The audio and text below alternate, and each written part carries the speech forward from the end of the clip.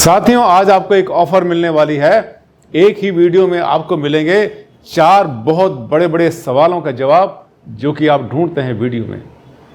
अगर सो रहे थे, नींद आ रही थी तो जाग जाओ। आ गए डॉक्टर आनंद भारद्वाज। आज आपको 4 खास बातें बताएंगे। ये वो सवाल हैं जो मेरे पास रिपीटेडली बार बार मेरे पास ईमेल के थ्रू भेजे हैं मेरे चाहने वालों ने। जानना चाहेंगे, ये हैं 4 सवाल। पंचमुखी हनुमान जी। घर के बाहर होती है बहुत बार नेगेटिविटी। सीवर होता है, पेड़ होता है, खूंटा होता है और कोई चीज़ें होती हैं। इसके अलावा कहते हैं हमारे घर में ना तो पूरब खुला है ना उत्तर खुला है, दोनों ही बंद हैं। सर क्या रेमेडी करें हम? आप तो कहते हैं पूरब खोल दो उत्तर खोल दो, दोनों ही बंद हैं, क्या रेमेडी करेंगे? इसके अलावा हमारा जो इष्ट देव है, हमारा जो भगवान है जिसकी हम पूजा करते हैं, जो हमारा आराध्य है, क्या उसकी प्रतिमा ही ज़रूरी है या पत्थर के ऊपर या मार्बल के ऊपर उकेरी हुई कोई उसकी कोई ऐसा रूप जिसकी आप पूजा करना चाहें तो क्या वो चलेगी या नहीं? आज मैं इसी पर चर्चा करूंगा। ये वीडियो आपके लिए बहुत ज़रूरी और बड़ा सेंसिटिव बनने वाला है। चलिए इस पर आखिर तक।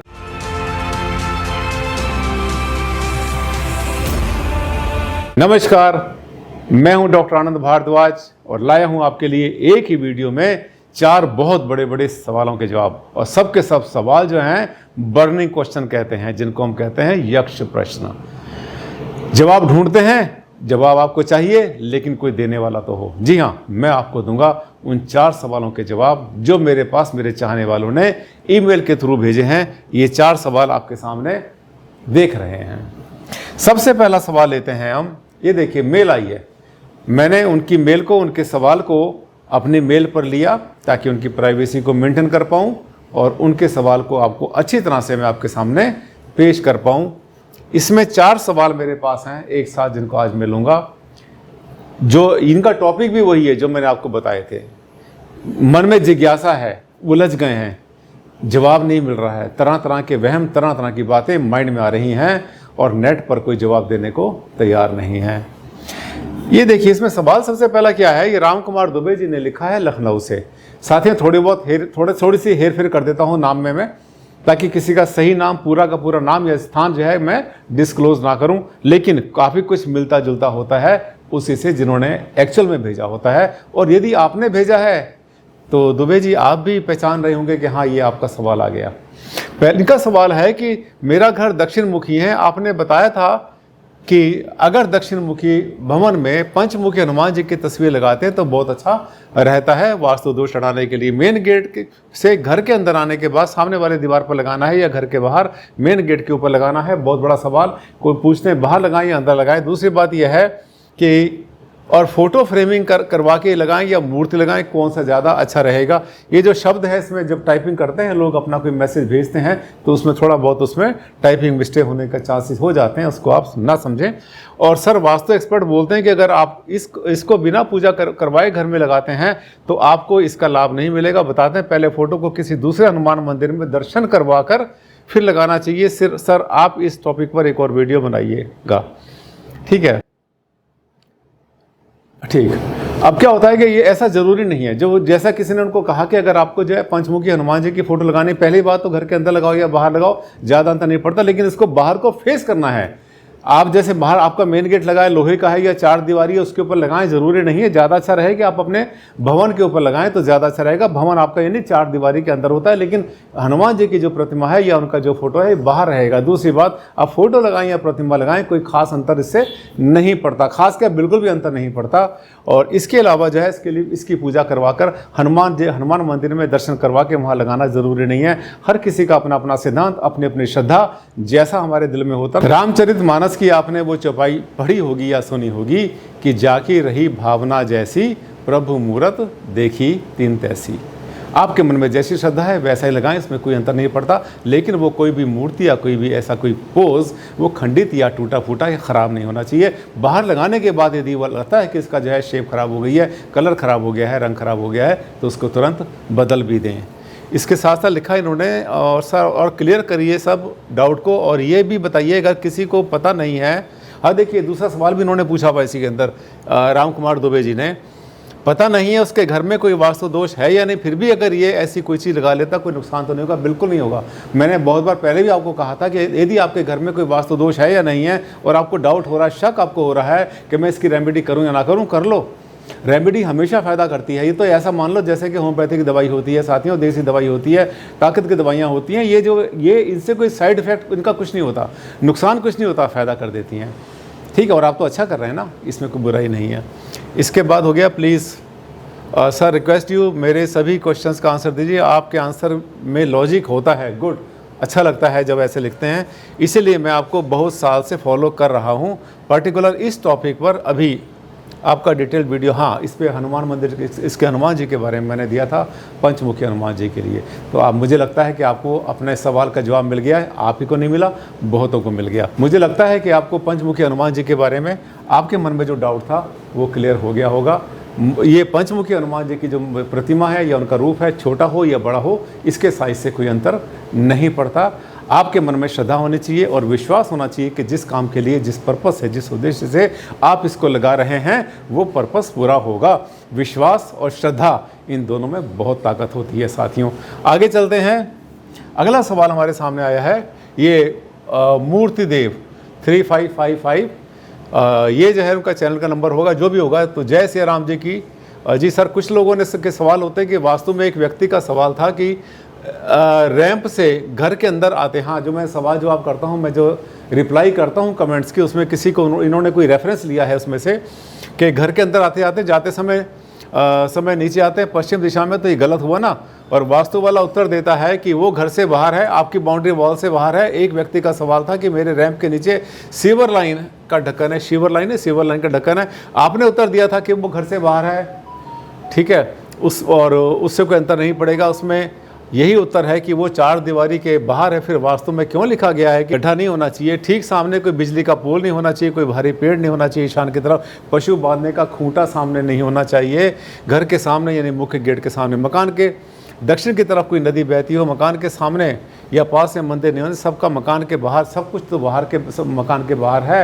और फिर इसका असर हमारे पर कैसे पड़ता है? भारद्वाज जी, आपने कहा था कि आपका जो रैंप के ऊपर जो है या रैंप के साइड में कहीं पर अगर कोई आपका सीवर का ढक्कन लगा हुआ है सरकारी, तो उससे अंतर नहीं पड़ता क्योंकि आपकी बाउंड्री वॉल के बाहर है, चिंता नहीं करना आपने। ऐसे अगर कोई बिजली का खंभा घर के बाहर है, टेलीफोन का खंभा घर के बाहर लगा हुआ है, तो आपको उसकी चिंता नहीं करनी। एक तरफ वो बोलते हैं, दूसरी तरफ आप कहते हैं कि घर के बाहर ऐसा नहीं होना चाहिए। साथियों, आज ऊंट पहाड़ के नीचे आया। हम जो जवाब देते हैं ना, तो हमारे जो चाहने वाले बड़े ध्यान से पढ़ते हैं उस रिप्लाई को और अपना दिमाग इस्तेमाल करते हैं, उसके बाद में टेढ़े सवाल करते हैं।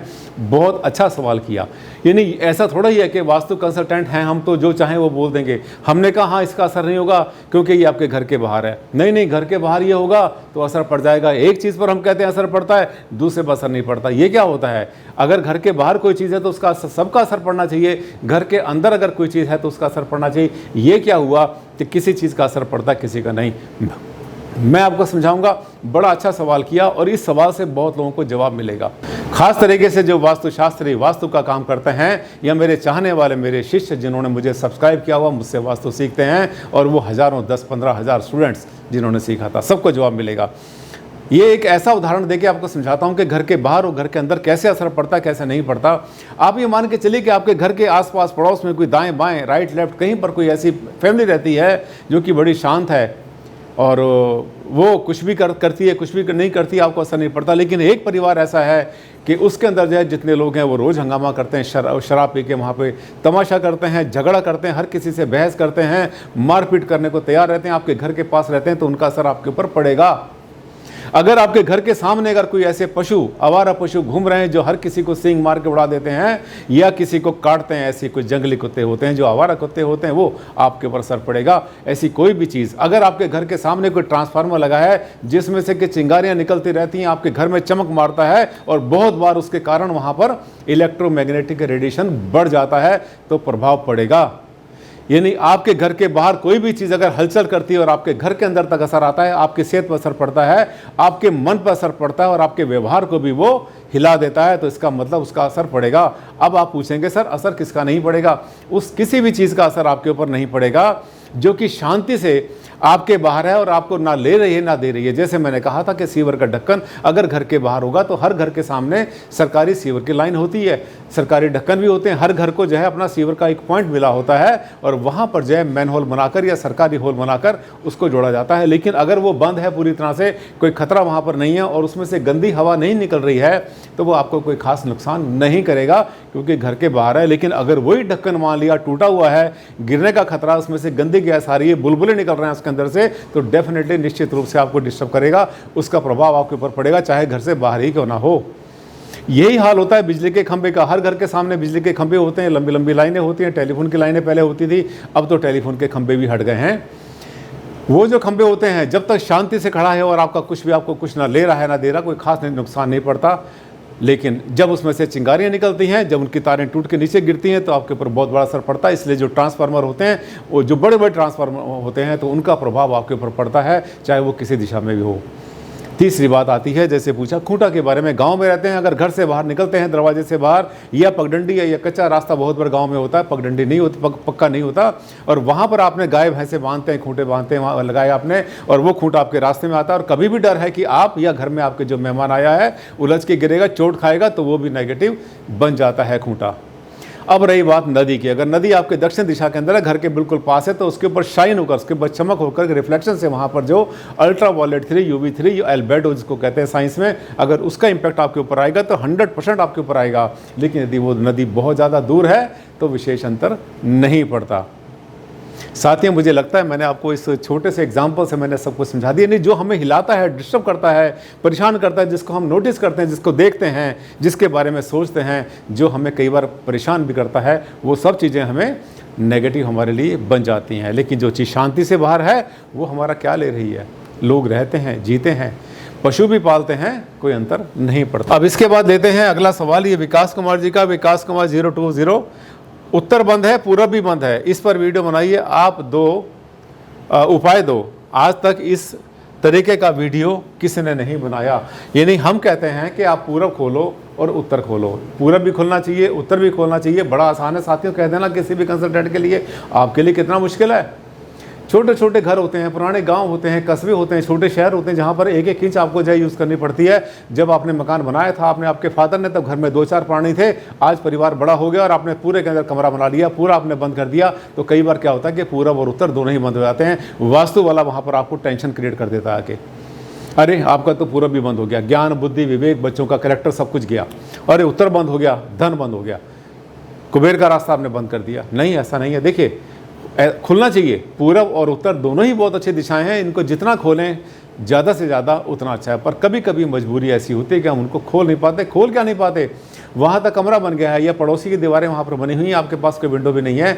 यदि ऐसा आपका होता है तो आपके पास एक सुविधा है, आप दूसरे के घर को तोड़ नहीं सकते, ना अपने घर को वहाँ से दीवारें हटा सकते हैं, लेकिन कम से कम एक तरीका आपके पास होता है, ब्रह्म स्थान। मैंने छोटे छोटे घरों में भी ब्रह्म स्थान को खोले हुए देखा है।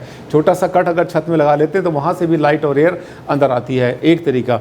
दूसरा क्या होता है कि अगर आपका कमरा इस तरह से अंधेरा होता है तो वहाँ पर 2-3 आप रेमेडी कर सकते हैं, जो कि बहुत आसान रेमेडी होती हैं। जिसमें क्या करेंगे आप कि आप जो है अपने जो भी कमरा, देखिए मान लेता हूँ कि ये जो है हमारे उत्तर दिशा आ जाती है, ठीक है, और इधर हमारी जो है पूर्व दिशा आ गई, दोनों ही बंद हैं, अंधेरा हो गया कमरे में, पूरा अंधेरा हो गया, दीवार, पड़ोसी की दीवारें दोनों नहीं खोल सकते। आपने क्या करना है, यहाँ पे 2-3 उपाय ध्यान कर लेना।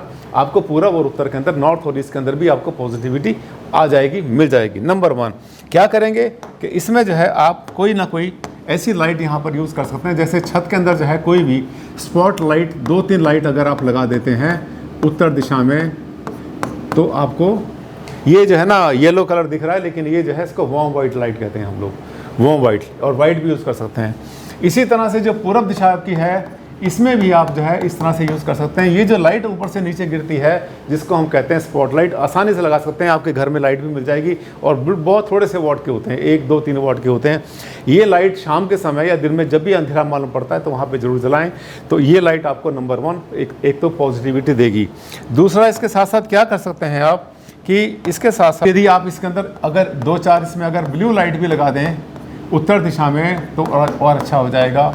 उत्तर पूरब में, यानी उत्तर दिशा हो गई या उत्तर पूरब हो गया, जिसको कहते हैं नॉर्थ ईस्ट, ईशान कोण में ब्लू लाइट और वार्म वाइट लाइट जो है, अगर आप स्पॉट लाइट यूज़ करते हैं तो आपको वहाँ मिलेगी पॉजिटिविटी। इसके साथ साथ यहाँ पर किसी बर्तन में जो है, किसी भी चीज़ के अंदर थोड़ा सा कैम्फर, जिसको हम कहते हैं कपूर, यानी कपूर भी अगर यहाँ पे आप थोड़ा सा रखते हैं तो वो भी यहाँ पर अपनी पॉजिटिविटी क्रिएट करता है। आपको पता है कि जहाँ कपूर रखा जाता है वहाँ पर अपने आप धीरे धीरे उठता है और वहाँ पर ऑक्सीजन लेवल बढ़ जाता है। 2 बातें।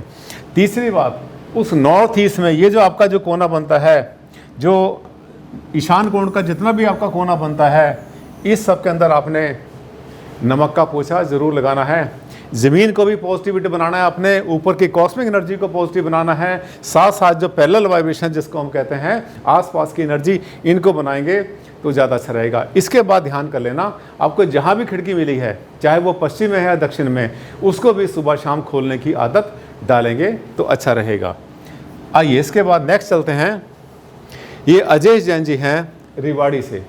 रेवाड़ी हरियाणा में एक जगह है। यहाँ पर लिखा है, सर मंदिर की प्रतिमा व पत्थर पर उकेरी हुई भगवान की आकृति में क्या अंतर है? प्रतिमा को पत्थर पर शेप देकर लगाना दोषपूर्ण तो नहीं है? कारण क्या है? मन में कई दिनों से जिज्ञासा चल रही है, तार्किक उत्तर नहीं मिल रहा, सर अवश्य मार्गदर्शन कीजिएगा, उत्तम क्षमा। ये अजय जैन रेवाड़ी में मेरे विद्यार्थी भी, स्टूडेंट भी, इन्होंने वास्तु सीखा हुआ भी है। अब मन में सवाल आते रहते हैं बहुत बार, क्योंकि चाहने वाले पूछते हैं कि सर ऐसा, एक उम्मीद करते हैं वास्तु वाले से। देखिए इसमें क्या करना है कि ध्यान कर लेना कि भगवान की प्रतिमा या भगवान की जो उकेरी हुई जो उसकी आकृति होती है, यदि आप संगमरमर पर, मार्बल पर, किसी अच्छे शुद्ध पत्थर के ऊपर, यदि आप उसके ऊपर जो है पच्चीकारी से, मीनाकारी से या किसी भी कीमती जो है जिसे कहते हैं प्रेशियस स्टोन से अगर उस पर उकेरते हैं वो, और जो मूर्ति लगाते हैं, उसमें कोई विशेष अंतर नहीं है। आपकी श्रद्धा होनी चाहिए। जहाँ श्रद्धा रहेगी, कोई भी मूर्ति, कोई भी चीज़, चाहे कागज़ पे बनती है या पत्थर पे बनती है या उसकी मूर्ति बनाई जाती है, कुछ बनाई जाती है, सबका जो है प्रभाव एक जैसा होता है। क्योंकि इसको जो ऊर्जा मिलती है वो हमारी बॉडी की जो अपनी एनर्जी होती है, जिसमें हमारी श्रद्धा ट्रैवल करती है, उस श्रद्धा से वहाँ पर वाइब्रेशंस ट्रैवल होते हैं और वहीं पर बोविस एनर्जी बढ़ जाती है बड़ी स्पीड से। इनको चेक करने के हमारे पास साधन भी बहुत सारे होते हैं। कहते हैं यदि आप श्रद्धा से कहीं से अगर एक पत्थर उठा लाएँ, साफ करके धो के रख लेते हैं, तो उसी में भगवान आ जाते हैं, उसी में एनर्जी आ जाती है। श्रद्धा पे सब कुछ चलता है। मुझे लगता है छोटे से वीडियो में मैंने आपको बहुत कुछ बता दिया और बहुत सारे आपके मन के जो सवाल थे, आपके मन में जितनी दुविधाएं थी, उन सब का मैंने निराकरण किया है। साथियों, ऐसे होते मेरे वीडियो, और अगर आपने पहली बार देखा तो इसको सब्सक्राइब आपने कर ही लिया होगा। नहीं रोक पाएंगे अपने आप कि आप इसको जो है सब्सक्राइब ना करें, सभी कर लेते हैं तुरंत। और हाँ, अगर अच्छा लगा तो लाइक बनता है, और हाँ, शेयर करना मत भूलना। सबसे शेयर करना कि आपने आज एक वीडियो देखा है भारद्वाज जी का, और उसमें उन्होंने 4 बड़ी काम की बातें बताई हैं। ऐसे होते हैं मेरे वीडियो। अगला वीडियो फिर आपके सामने आएगा, ऐसे एक नया टॉपिक लेकर आऊँगा मैं, जिसमें आपका इंटरेस्ट बहुत ज़्यादा है। तब तक के लिए now this is the time to say goodbye, take care, thank you very much.